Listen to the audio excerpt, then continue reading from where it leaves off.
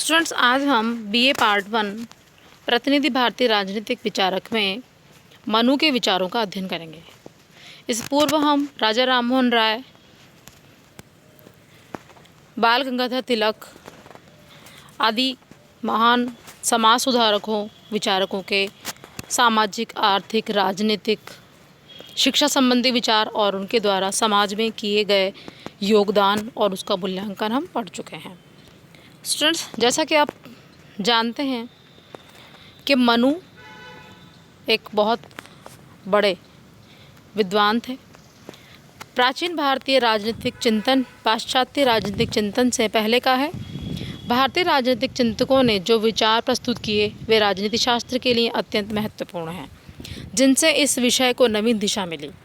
भारत में राजतंत्रीय और गणतंत्रीय शासन प्रणालियाँ प्राचीन यूनानी नगर राज्यों की शासन प्रणालियों से भी पहले विकसित थी और भारतीय राजनीतिक मनीषियों ने प्राचीन यूनान के महान राजनीतिक दार्शनिकों सुकरात, प्लेटो और अरस्तु से पहले राज्यशास्त्र और शासन कला पर विचार प्रस्तुत किए थे। प्राचीन भारतीय राजनीतिक विद्वानों में मनु, कौटिल्य और शुक्र का नाम उल्लेखनीय है। तो आज हम उनमें से मनु का अध्ययन करेंगे। प्राचीन भारतीय राजनीतिक विचारक मनु को मानव धर्मशास्त्र अर्थात मनुस्मृति से प्रसिद्धि मिली। मनुस्मृति क्या है? मनुस्मृति मनु के द्वारा लिखी गई एक प्रसिद्ध कृति है। इस कृति में मनु ने सामाजिक, आर्थिक, राजनीतिक और धार्मिक विचारों को प्रकट करके एक संगठित समाज की स्थापना पर बल दिया। सत्यमित्र दुबे के शब्दों में मनु को राज्य व्यवस्था की वास्तविक कसौटी धर्म ही है। मनु ने क्या कहा है कि उसकी जो राज्य व्यवस्था है उसकी वास्तविक कसौटी क्या है? धर्म। ऐसा कौन कहता है? सत्यमित्र दुबे। मनु ने मानव के संपूर्ण सामाजिक जीवन की व्यवस्था की परिकल्पना की है। उन्होंने मानव के सामाजिक जीवन के उन सिद्धांतों का विवेचन किया है जिन्हें सभी कालों और देशों में लागू किया जा सकता है। इस दृष्टि से उनके विचार का महत्व सर्वव्यापी है। मनुस्मृति हिंदू शासन पद्धति के सिद्धांतों के सबसे महत्वपूर्ण स्रोतों में से एक है और इसका संबंध जीवन के संपूर्ण पहलुओं से है, जिसमें प्रत्येक विषय के बारे में नियमों का उल्लेख किया गया है। क्षत्रियों के कर्तव्यों के वर्णन में मनु ने प्रशासनिक कार्यों की विवेचना की है। मनु ने वर्णाश्रम धर्म की अनुपालना पर बल दिया है। मनुस्मृति को हिंदू कानून का सबसे प्राचीन ज्ञात ग्रंथ माना जाता है। मनु का जो वर्णन है वो प्राचीन राजाओं में प्रथम और महानतम राजा के रूप में किया जाता है। तो स्टूडेंट्स, जो मनु है वो कौन है? प्रथम व्यक्ति उन्हें कहा जाता है। मनु के लिए सत्यमित्र दुबे ने क्या कहा है कि मनु की राज व्यवस्था की कसौटी धर्म है। अब हम मनु का जीवन परिचय देख लेते हैं। मनु के जीवन और काल को लेकर अनेक मतभेद पाए जाते हैं। मनु कौन है, क्या है, कहाँ से आए, इसको लेकर विभिन्न विचारकों में अलग अलग मतभेद रहे हैं और सबने इसमें अपनी अपनी अलग अलग राय दी है। पौराणिक कथाओं में मनु को मानव जाति का जनक और प्रथम विधिवेत्ता माना जाता है। उसके संबंध में यह भी कहा जाता है कि जब संपूर्ण सृष्टि जलमग्न हो गई थी तब मनु और उनकी पत्नी शतरूपा ही केवल 2 व्यक्ति ऐसे थे जो बच्चे थे। उसके बाद मनु ने एक संगठित समाज के निर्माण की आवश्यकता पर बल दिया और उन्होंने अपनी एक अच्छी वाली कृति, बहुत महत्वपूर्ण कृति, इसका नाम है मनुस्मृति, वो उन्होंने लिखी और उसमें अपने सारे विचार प्रकट किए। मनु ने साप्तांग सिद्धांत दिया है। साप्तांग सिद्धांत यानी 7 ऐसा सिद्धांत जिसको उन्होंने 7 अंगों में विभाजित किया है, वो राज्य का साप्तांग सिद्धांत है, जिसमें उसने मित्र, स्वामी अर्थात राजा, अमात्य, पुर, जनपद, कोश और दंड, इसको इन 7 भागों में बांटा गया है। प्राचीन भारतीय राजनीतिक चिंतन के इतिहास में राज्य के संबंध में अनेक सिद्धांतों का प्रतिपादन किया गया है जो वर्तमान राजनीति विज्ञान की आधारशिला है। इनमें से साप्तांग सिद्धांत भी एक प्रमुख सिद्धांत है। तो स्टूडेंट, जो साप्तांग सिद्धांत है उसका आपके एग्जाम में क्वेश्चन ही पूछा जाता है कि मनु के साप्तांग सिद्धांत का विवेचन कीजिए, और शॉर्ट में रहता है कि मनु का जो राज्य का साप्तांग सिद्धांत है उसमें कौन कौन से अंग हैं, या तो 7 अंगों के नाम लिखिए। तो आपको उसको क्या लिखना है, मित्र, स्वामी, अमात्य, पुर, जनपद, कोश और दंड।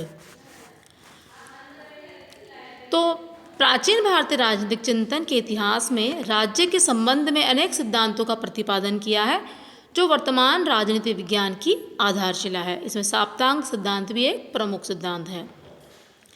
इसके अनुसार राज्य की 7 प्रकृतियां होती है जो राज्य का निर्धारण करती है। सभी प्रकृतियों का अपना एक विशेष महत्व होता है और ये प्रकृतियां एक दूसरे के साथ मानव शरीर के विभिन्न अंगों के समान जुड़ी हुई होती है। जैसा कि नाम से पता लग रहा है, साप्तांग यानी कि राज्य का एक ऐसा सिद्धांत जिसको साप्तांग सिद्धांत कहा गया है, अर्थात राज्य को पूरे 7 अंगों में बांट दिया गया है और उसके बाद उसका विवेचन किया गया है। उसमें आता है पहला स्वामी। स्वामी मतलब राजा। तो मनु राजा के लिए स्वामी शब्द का प्रयोग करता है। स्वामी से आशा है कि राज्य की समस्त शक्ति उसमें निवास करेगी और वही वास्तविक प्रेरणाकर्ता होगा।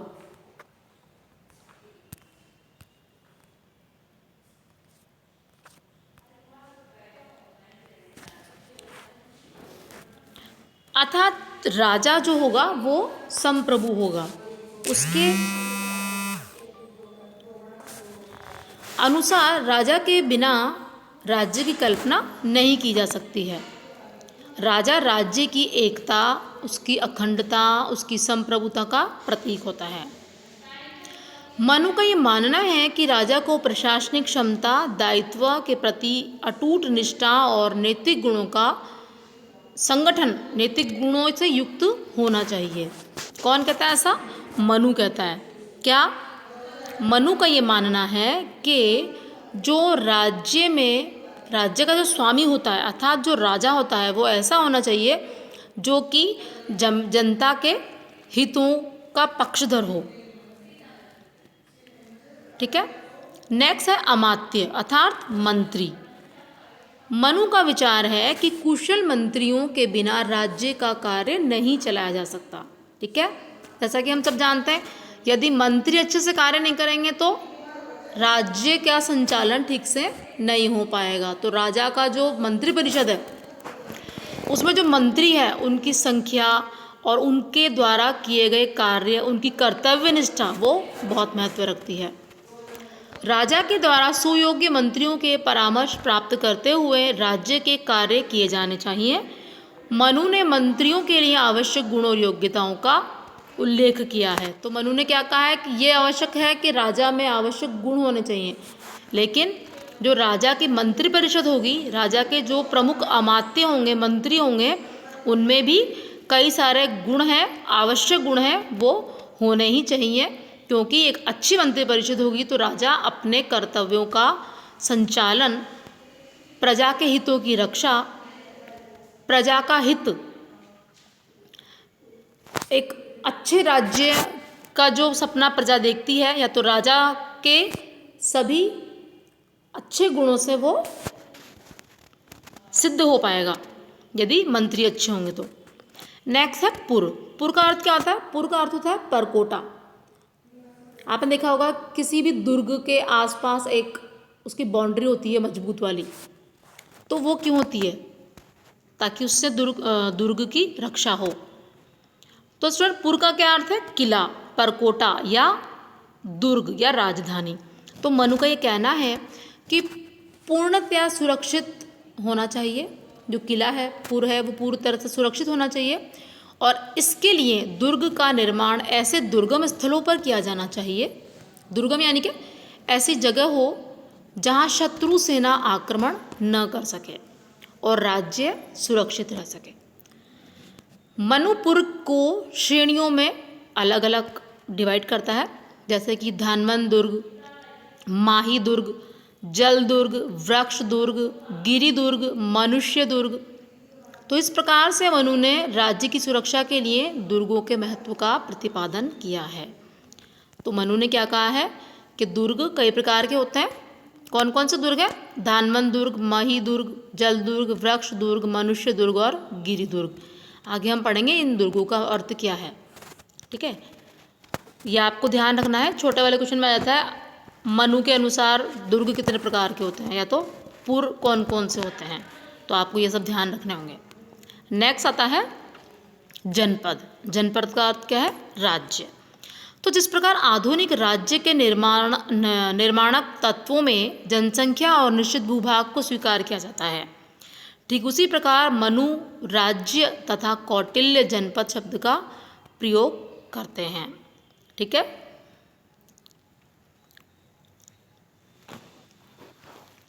नेक्स्ट आता है कोश। मनु के अनुसार कोश राज्य का न केवल अनिवार्य वरनति महत्वपूर्ण अंग है।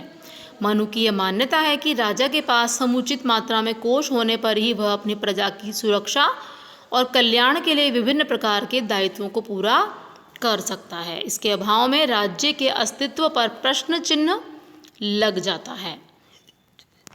अतः राजा को यह चाहिए कि वह न्यायपूर्ण साधनों के द्वारा अपने कोष को दृढ़ता प्रदान करे।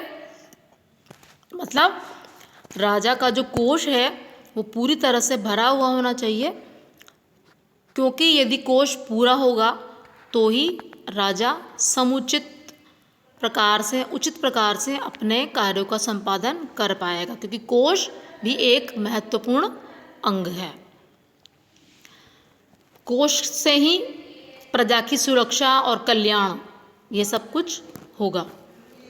तो राजा को चाहिए कि वह न्यायपूर्ण साधनों के द्वारा अपने कोष को दृढ़ता प्रदान करे। मतलब राजा हमेशा केवल अच्छे कार्य करके, मतलब जनता को दुख देके या मनमाने कर लगा करके अपने कोष को ना भरे, वो हमेशा उचित साधनों का अपना करके, न्यायपूर्ण कार्य करके, जनता के हित में कार्य करके, सही प्रकार से कार्य करके, निर्णय लेके, जनता के हित को ध्यान में रखते हुए अपने कोष को दृढ़तापूर्वक भरे और अपने कोष को दृढ़ता प्रदान करे। इसके लिए वह जनहित का पूरा ध्यान रखे और करों का भार जनता पर न लगाए, अर्थात जो कर है वो अनावश्यक या तो फिर गलत तरीके से न वसूले गए हों, वो एकदम सही हों और उचित हों। नेक्स्ट आता है दंड। दंड का आशय राज्य की रक्षा करने वाला शक्ति अर्थात सेना से है। तो दंड का मतलब क्या होता है? सेना। इसका भी शक्तिशाली होना आवश्यक है, अन्यथा कोई भी शत्रु जब चाहे तब आक्रमण कर सकता है। अतः राजा को सभी साधन अपनाकर अपनी सेना को साधन संपन्न बनाना चाहिए। मनु ने सेना के अनेक अंगों का उल्लेख किया है, जैसे हस्ती सेना, रथ सेना, अश्व सेना, पैदल सेना और जल सेना। ठीक है, मतलब राजा के पास में पर्याप्त मात्रा में सेना होनी चाहिए, जिससे कि जब भी कोई पड़ोसी या तो कोई भी देश उस पर अगर अटैक कर दे, आक्रमण कर दे, तो उसके पास पूरी मात्रा में सेना हो। नेक्स्ट है मित्र। तो मित्र भी साप्तांग सिद्धांत का एक महत्वपूर्ण अंग है, जैसे कि दंड है। दंड का अर्थ समझ में आ गया आपको? दंड का मतलब क्या है? सेना। हर राज्य के लिए दंड, जनपद, कोष सब आवश्यक है। अगर सेना नहीं होगी और अगर कोई भी प्रकार का आक्रमण या अटैक हो जाता है, तो उनसे बाहर निकलने के लिए, उस परिस्थिति से बाहर निकलने के लिए, मुकाबला करने के लिए, युद्ध करने के लिए राजा के पास में जो सेना है वो होना आवश्यक है। तो सेना को हस्ती सेना, रथ सेना, अश्व सेना, जल सेना और पैदल सेना, मनु ने इन 5 भागों में बांटा है। मित्र में आता है कि मित्र का आशय यह है कि अंतर्राष्ट्रीय राजनीति में राज्य के मित्र अथवा एक राज्य के अन्य राज्यों के साथ मैत्रीपूर्ण संबंध। मनु सहित प्राचीन भारत के सभी राजनीतिक चिंतकों ने इस बात पर बल दिया है कि राज्य अपनी रक्षा और अन्य उद्देश्यों की पूर्ति कर सके, इसके लिए अन्य राज्यों के साथ उसके मैत्रीपूर्ण संबंध होने चाहिए। मित्र ऐसा होना चाहिए जो कठिन परिस्थितियों में भी साथ दे सके। इस प्रकार मनु का साप्तांग सिद्धांत आधुनिक राज्य में निर्णायक तत्वों के समान ही है। आज जहाँ जनसंख्या, निश्चित भूभाग, सरकार और संप्रभुता को राज्य का आवश्यक तत्व माना जाता है, वहीं मनु साप्तांग सिद्धांत का प्रतिपादन करके यह सिद्ध करने का प्रयास करता है कि राज्य की बुनियाद इन तत्वों पर टिकी हुई है। मनुस्मृति में यह कहा गया है कि प्रत्येक प्रकृति को उसके पश्चात दी गई प्रकृति की तुलना में अधिक महत्वपूर्ण स्वीकार किया जाना चाहिए। इसके अलावा ये सभी प्रकृतियां एक दूसरे पर निर्भर है। मनुस्मृति में साप्तांग अध्याय में स्पष्ट किया गया है कि जिस कार्य विशेष की सिद्धि किसी भी प्रकृति विशेष से होना संभव होती है, उस प्रकृति को उस विशिष्ट कार्य के संदर्भ में श्रेष्ठतम माना जाना चाहिए।